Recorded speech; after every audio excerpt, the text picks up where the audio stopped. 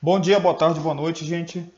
Eu sou o Lúcio Filho. Vamos dar andamento aqui ao projeto TI em resumos. Esses são os meus contatos. filholuzio@gmail.com é o e-mail. Instagram é @TI em resumos. Facebook é a página TI em resumos, ok? Vamos à aula 2 de rede de computadores e vamos às observações iniciais, que esse curso ele é feito de teoria e exercício baseado em resumos elaborados por mim ao longo dos últimos meses por meio de estudo em livros físicos, em livros eletrônicos, em websites da área e muitos outros, tá? O foco aqui é concurso público, ou seja, você acertar a questão da prova do concurso público. Não é passar uma certificação, não é pesquisa acadêmica, não é uma implementação de um órgão público numa empresa privada, não é nada, tá? Nada disso, apenas concurso público. A gente está aqui para acertar a questão. As nossas aulas serão curtas, entre 15 e 40 minutos, na medida do possível. Vou tentar ficar neste intervalo de aula para não ficar tão cansativo.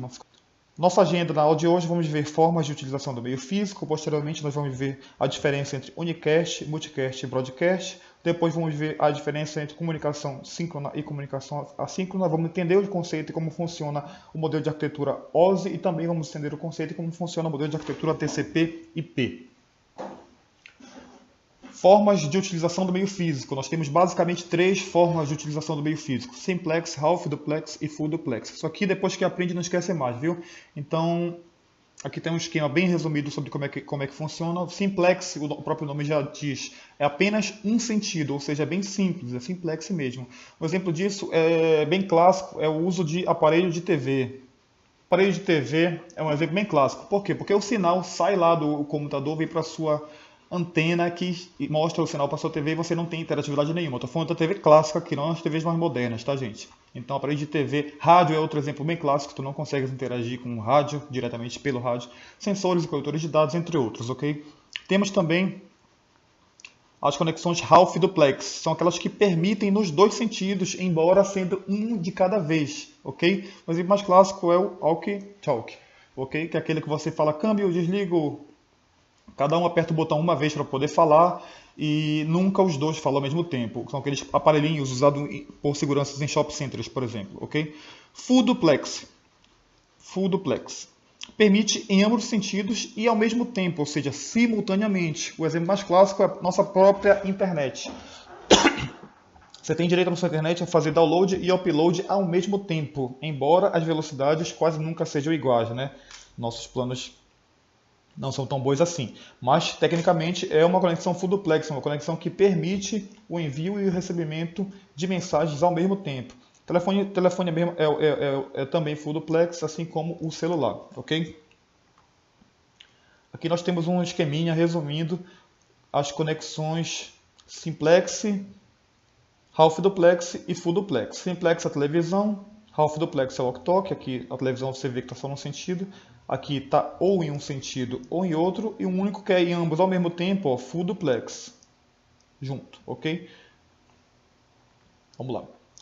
A diferença entre unicast, multicast e broadcast. Unicast é a comunicação enviada de um host a um host endereçada a um destino específico, certo? Ou seja, há apenas um remetente e um receptor. Então o nome também é intuitivo aqui, unicast. Um remetente, um receptor. É a forma predominante de redes locais na própria internet, ou seja, é HTTP. Quando você utiliza o protocolo HTTP, você faz uma requisição e só você recebe a resposta daquela requisição. Ou seja, você faz uma requisição para um único servidor e esse único servidor manda a resposta para o seu computador. É de um para um receptor e um remetente, ok? Temos a conexão, temos também o tipo multicast, que é a comunicação que é enviada para um grupo específico de dispositivos, ou seja, há uma necessidade de existência de um grupo previamente habilitado, tá? Então, esses dispositivos são chamados de cliente e devem ser membros de um grupo multicast habilitado, acabei de falar, a receber essa comunicação. Um exemplo de transmissão multicast é a transmissão de vídeo e de voz associada a uma reunião de negócios colaborativa com base em rede. Aqueles hangouts que nós fazemos pode ser um exemplo clássico de multicast, tá? E temos o broadcast. O que é broadcast?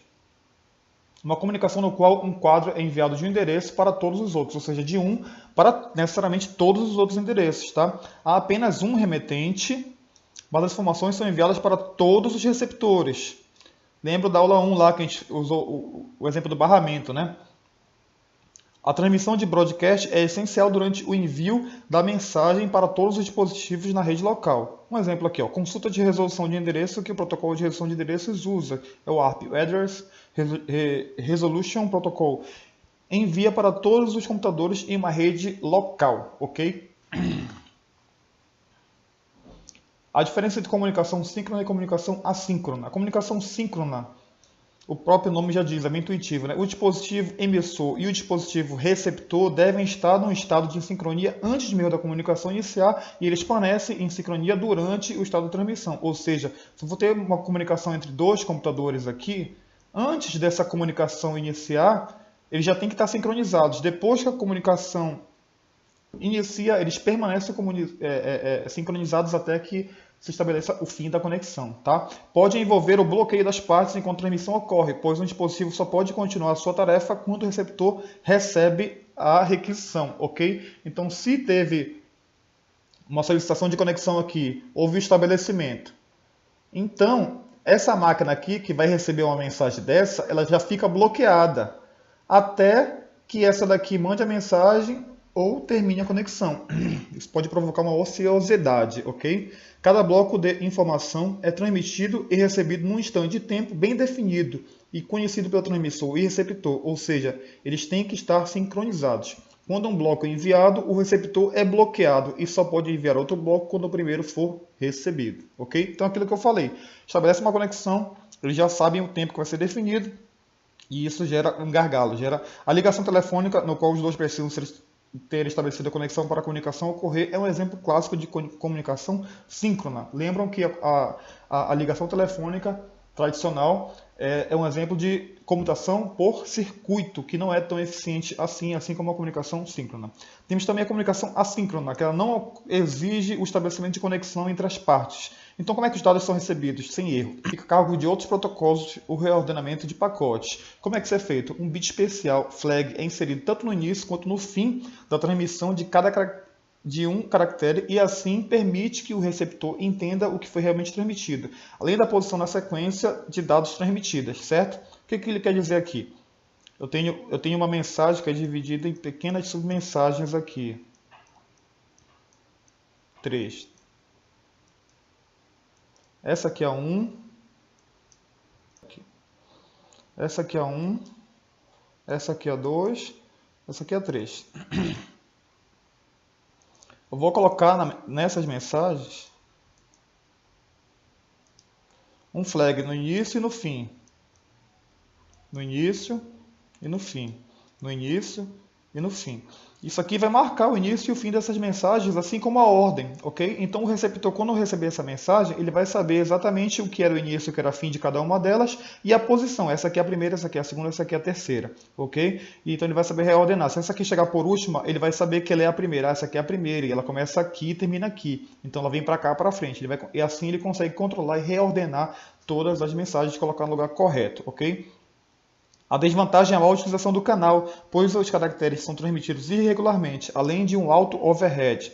Bits de controle que são adicionados no início e no fim, que ocasiona uma baixa eficiência. Isso aqui aumenta o tamanho da mensagem, né, gente? Invariavelmente acaba aumentando, ok? Vamos continuar aqui, agora vamos ao modelo OSI. O que o modelo OSI é? O modelo é uma arquitetura de organização de redes de computadores. Tá? Ele foi lançado pela ISO, Organização Internacional para a Normalização, com o objetivo de facilitar a comunicação entre máquinas diferentes, ou seja, são máquinas Windows conversando com máquinas Linux, conversando com máquinas Apple. Como é que eu consigo conectar um servidor Linux por meio de um cliente Windows? Justamente essa abstração em camadas é que permite isso. Tá? Interconexão de sistemas abertos OSI foi lançado, do inglês, tá? Em 1984 e conhecido como modelo ou arquitetura OSI. Permite a comunicação entre máquinas heterogêneas e define máquinas heterogêneas, aqui é importante, e define diretivas genéricas para a construção de redes de computadores independente de tecnologia, ok? Divide as redes em 7 camadas de abstração. Os protocolos implementam as funcionalidades em cada uma dessas camadas. As camadas são física, enlace de dados, rede, transporte, sessão, apresentação e aplicação. Mas, professor, isso é muito complicado. Como é que eu vou gravar? Tem um mnemônico aqui muito simples. Física, F. Enlace, E. Deixa eu melhorar aqui essa letra. física F, enlace E, rede R, transporte T, seção S e A, apresentação e aplicação. É o famoso mnemônico FERTIZA, ok? FERTIZA, física, enlace, rede, transporte, seção, apresentação e aplicação. Ah, professor, mas tem AA no final, como é que eu vou saber qual é qual? O usuário final, ele usa o quê? Aplicativos, né? Se ele usa aplicativos, a última camada necessariamente é aplicação, ok? Então, só lembrar que a última é do usuário. O usuário usa o quê? App, aplicativo, né? Então, a última vai ser a apresentação. Então, não tem mais como esquecer. FERTIZA, física, enlace de dados, rede, transporte, seção, apresentação e aplicação, ok? Vamos destrinchar agora cada uma dessas camadas. A camada física, a camada de mais baixo nível, ela é responsável pela transmissão de bits brutos por um canal de comunicação. Ela que trabalha questões como a voltagem, que vai ser utilizada para representar o bit 0 ou o bit 1 em uma comunicação, assim como o tempo que vai ser usado para a duração de cada bit. Esse tempo é normalmente em nanosegundo, tá? E se a transmissão vai ser em um sentido ou em ambos os sentidos, assim como a forma inicial de conexão, como que ela vai ser estabelecida. Ou seja, ela se preocupa com questões bem baixo nível. Recapitulando, ela trata da transmissão de bits brutos por um canal de comunicação. Além disso, ela trata da voltagem, que vai ser utilizada para representar o bit 0 ou o bit 1 em uma mensagem. Trabalha também com tempo em nanosegundo de duração de um bit, se a transmissão vai ser bidirecional ou unidirecional. E trabalha com como a forma de conexão inicial será estabelecida, ok? Logo em seguida, do FERTIZA, nós temos a camada de enlace de dados ou ligação de dados. São sinônimos para fins de prova de concurso público, ok? Primeira característica dela é que ela transforma um canal de comunicação bruto em uma linha que pareça livre de erros de transmissão que não sejam sentidos pela camada de rede. Ou seja, ela funciona como uma espécie de amortecedor. Ela pega os dados que vêm de baixo da camada física, que são dados brutos, um monte de 1 e 0, um monte de bit, né? E transforma em uma linha que pareça livre de erros de transmissão para que a camada de rede receba, ok? Ela divide os dados de entrada em quadros, certo? Ela divide aquilo lá em quadros e estabelece um protocolo de comunicação entre sistemas diretamente conectados, certo? Ela realiza o primeiro controle de fluxo através da medição do buffer do receptor. Não é muito característico desta camada do controle de fluxo, mas aqui já é feito um mini controle de fluxo através desse buffer no receptor, tá?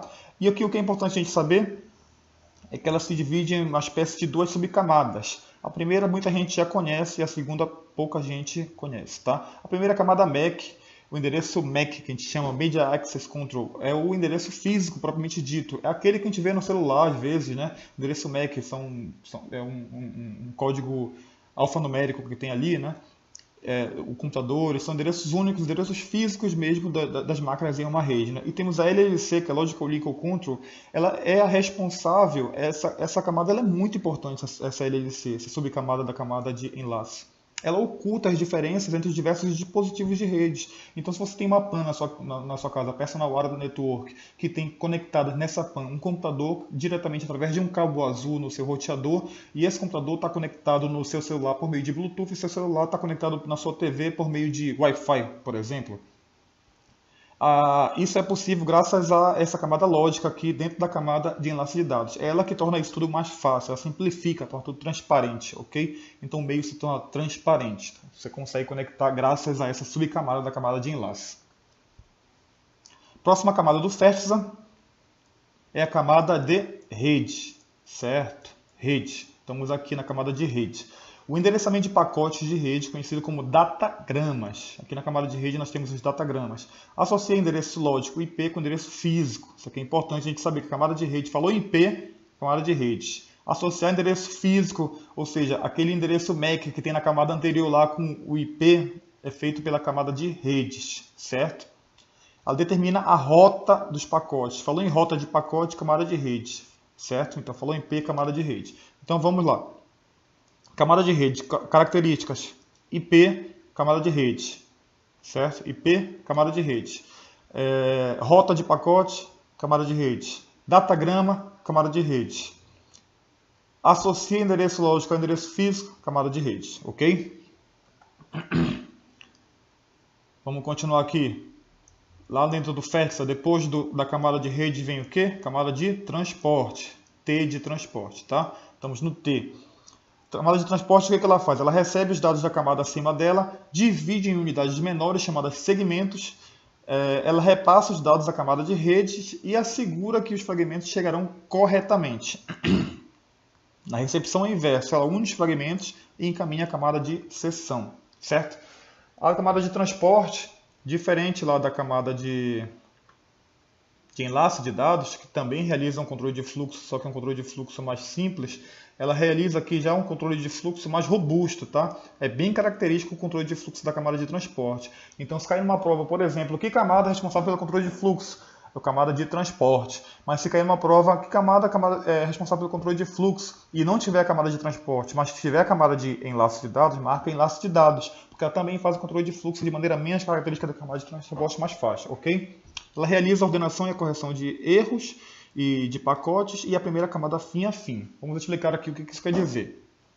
Olha, aqui eu tenho o esquema. Camada física são os bits. Eu tenho aqui 1, 0, deixa eu mudar aqui a cor, para ficar mais fácil. 1, 0, 0, 1, 0, 1, 1. São bits, tá? Posteriormente, aqui eu tenho quadros, endereço MAC também, tá? Então eu vou ter, esses bits eles vão se transformar em quadros, pequenos frames, tá? Depois eu vou ter pacotes ou datagramas. Ele vai pegar esses frames e vai transformar em pacotes, tá? E aqui, na camada de transporte, eu vou pegar esses pacotes e vou transformar em segmentos. Sempre maior. Ok? Então aqui eu tenho bits brutos, né? Depois eu tenho quadros, depois eu tenho datagramas ou pacotes, depois eu tenho segmentos. Nesse sentido, é assim que ocorre isso. Ok? No sentido inverso, é o contrário, né? Eu vou ter segmentos que vão ser transformados em pacotes de datagramas, tá aqui, e depois eu vou ter datagramas que vão ser transformados em quadros e vou ter quadros que vão ser transformados em bits. Então é isso que ele diz aqui, ó. Recebe os dados da camada acima e divide em unidades menores chamadas segmentos. A camada acima, ela tem, portanto, deixa eu fazer um esquema aqui.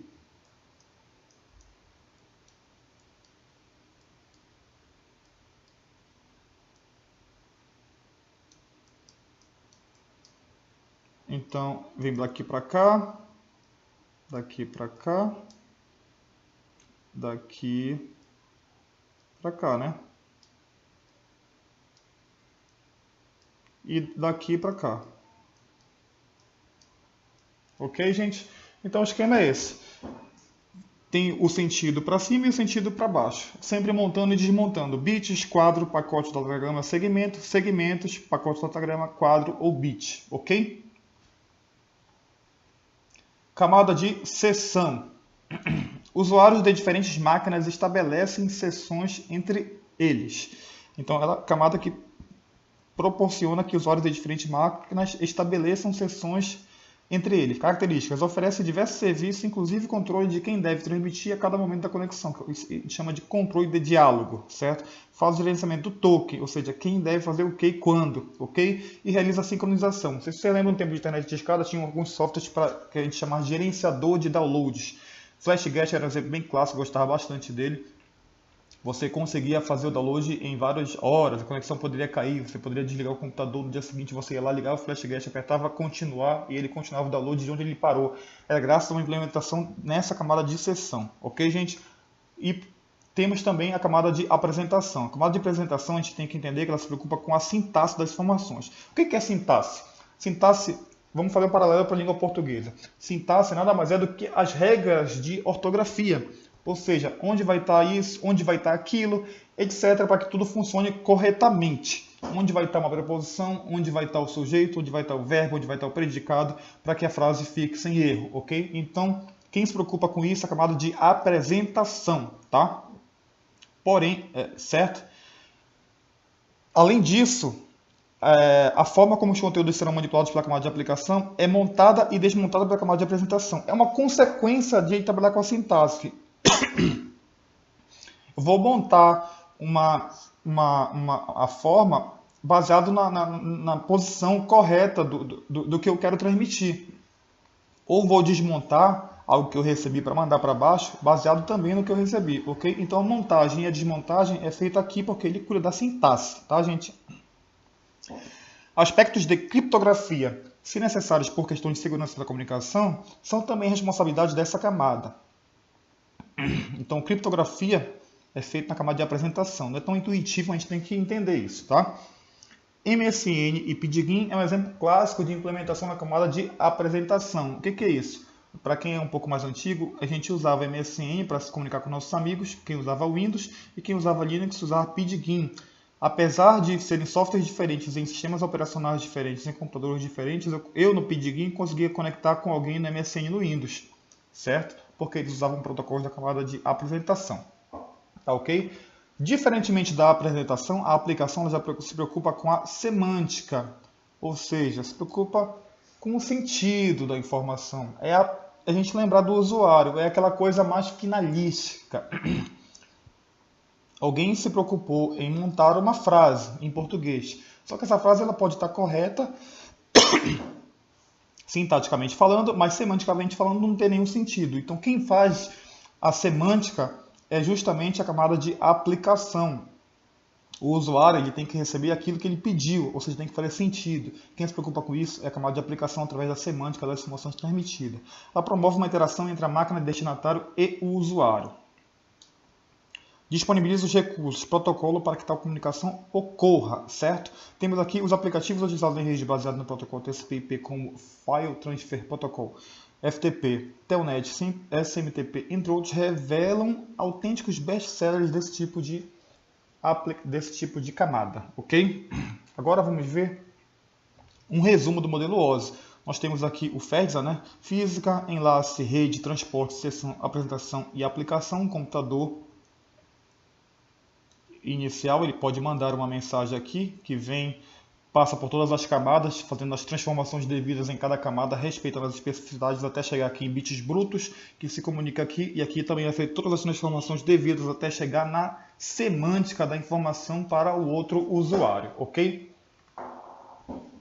Modelo TCP/IP, modelo ou arquitetura, tá, gente? Modelo ou arquitetura.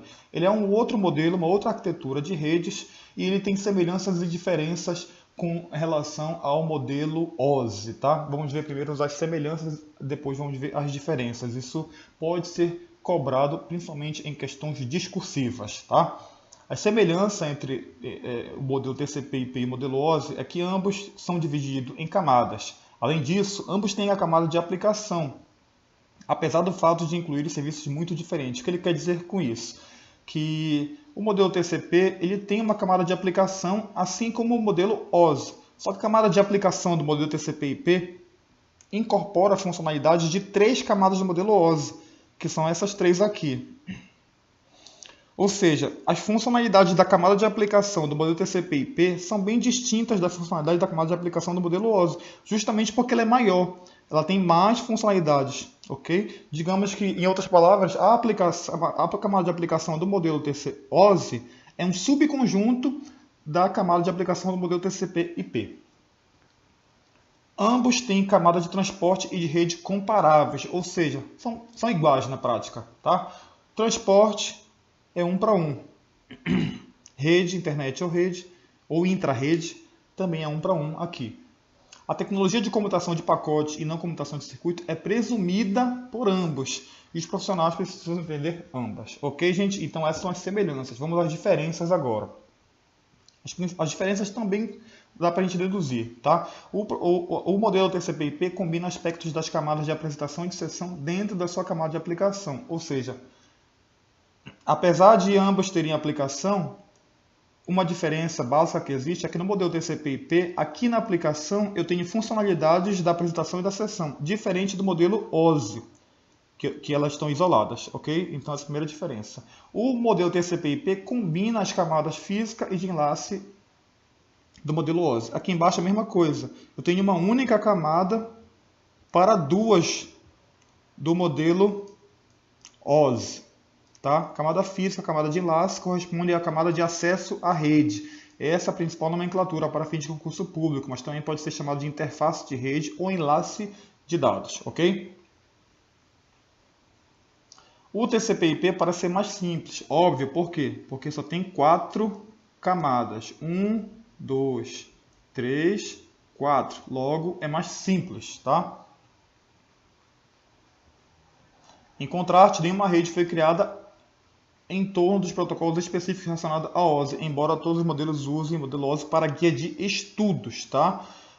Não li esse item anterior aqui. Os protocolos do TCP/IP são os padrões em torno dos quais a internet se desenvolveu. Portanto, o modelo TCP/IP ganha credibilidade apenas por causa dos seus protocolos, suas implementações, tá bom? Então, essas são as principais diferenças entre os modelos TCP/IP e modelo OSI. Agora, vamos destrinchar o modelo TCP/IP vendo camada por camada, característica por característica. A primeira delas é a camada de acesso à rede. Ela também é conhecida como camada, tá? Host rede. Apenas diz que o host deve se conectar ao meio físico utilizando um protocolo. Não define, a fim de que seja possível enviar pacotes. Apenas fala, olha, se conecta ao meio físico usando algum protocolo, não diz nem qual protocolo. Então, basicamente, o que a camada de acesso à rede faz é isso, ela permite o acesso à rede e não faz mais nada. A camada acima tem a responsabilidade de fazer isso, ok? O TCP/IP assume que a funcionalidade da camada 2 é fornecida por uma tecnologia WAN ou LAN, como Ethernet, Token Ring ou I3E. O que ele quer dizer com isso? Ele assume que a camada 2, ou seja, a camada de internet,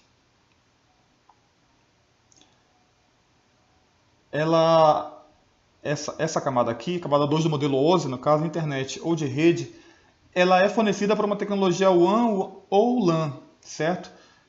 Se isso aqui for verdade, ele vai ser implementado ou por Ethernet, ou por Token Ring, no caso do anel, ou por o I3E 802.11, tá?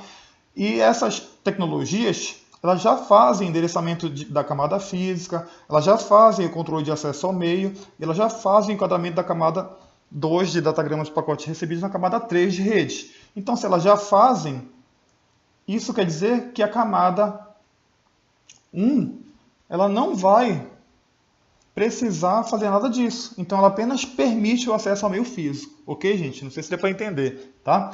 Então, a principal função da camada 1 do modelo OSI é permitir a conexão ao meio utilizando um protocolo, só que ela não define que protocolo é esse, tá bom? Uma observação interessante aqui, gente, é o seguinte. Alguns autores, não vamos causar confusão, mas é bom falar isso. Eles consideram que a camada física do modelo OSI não tem correspondência a nenhuma camada do modelo TCP/IP. Por isso,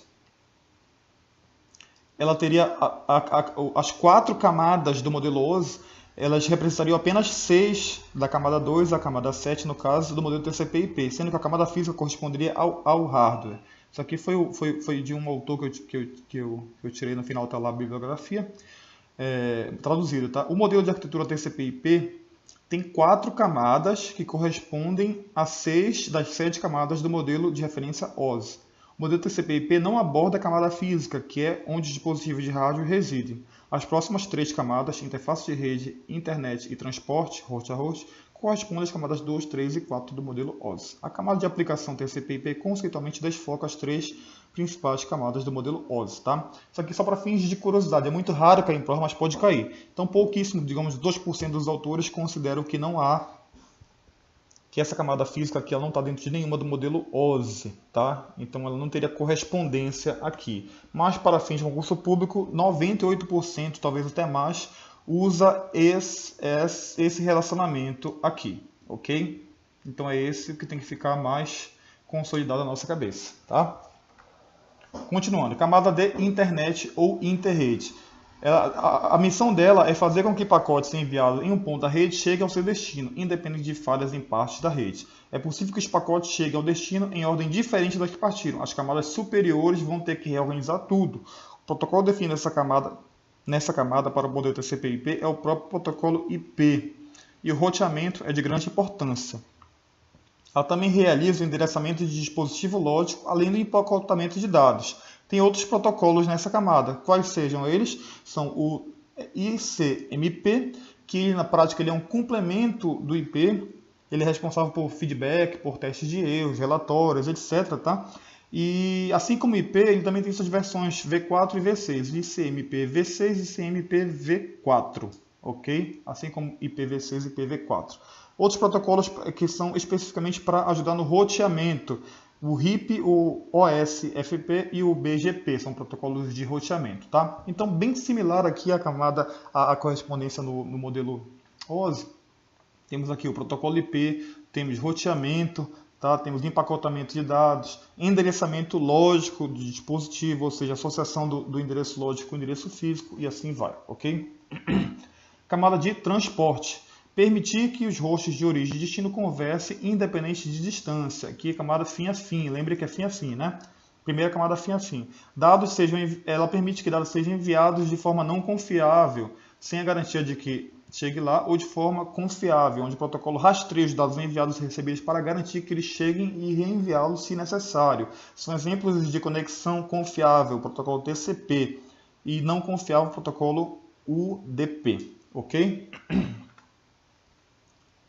O modelo TCP/IP, por último, tem a camada de aplicação. Ela contém os protocolos de mais alto nível aqui, tá? São o protocolo dos usuários. Temos aqui protocolos que a gente classifica como aplicativos, o HTTP, FTP, SMTP. Por que são protocolos aplicativos? São protocolos usados diretamente pelo usuário.